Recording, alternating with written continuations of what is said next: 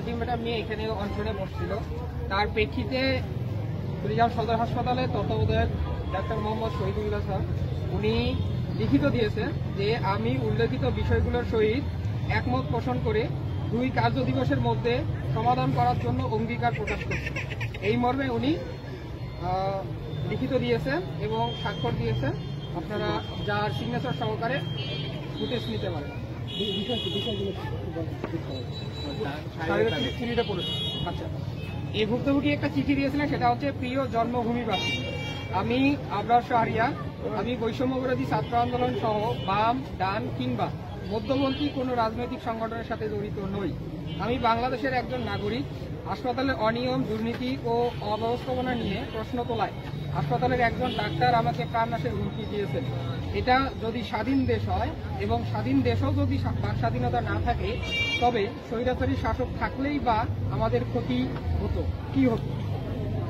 আমি আজ অনশনে বসেছি। আমার কোনো নির্দিষ্ট দাবি নেই। আমি কারো পদত্যাগ কিংবা বহিষ্কার চাই না। আমি রাষ্ট্রযন্ত্রের কাছে প্রশ্ন করতে চাই, এ রাষ্ট্র তুমি কার? চিকিৎসা আমাদের মৌলিক চাহিদার মধ্যে একটি, কিন্তু আমি আমার জেলায় তা কতটুকু পাচ্ছি? আমার হাসপাতালে ডাক্তার নেই, ঔষধ নেই, ভালো খাবার নেই, পরিষ্কার পরিচ্ছন্ন পরিবেশ নেই। এর সমাধান আমি কবে পাব? কারো জীবন না গেলে কি রাষ্ট্রের চোখ খুলবে না? আমি সিস্টেমকে 2 দিনের আলটিমেটাম দিচ্ছি। 2 দিনের সিস্টেমের সংস্কার না হলে আমি কোনো আন্দোলনের ডাক দিব না, কারো পদত্যাগও চাইব না। আমি শুধু ভুলে যাব যে আমি বাংলাদেশ নামক রাষ্ট্রের নাগরিক এবং আমি আমার দেশকে ভালোবাসি। বাকি সিদ্ধান্তটা রাষ্ট্রের। এটাই ছিল চিঠি আবরার শাহরিয়ার, বাংলাদেশের একজন নাগরিক, বয়স 21। ভালো করবা, উনি ভালো কথা লিখেছে, দোয়া করি ভালো করবো।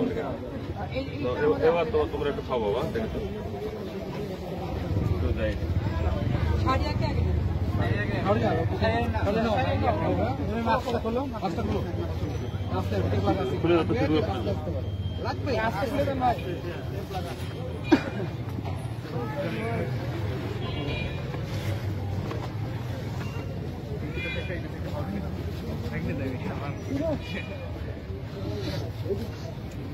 না একটু ইয়ে করো, বেশি গেল বেশি এই সবাই মিলে একটা এই ইয়ে করি।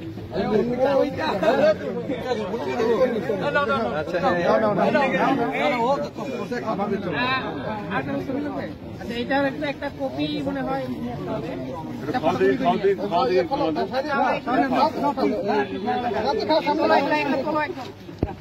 এগুলো তোলা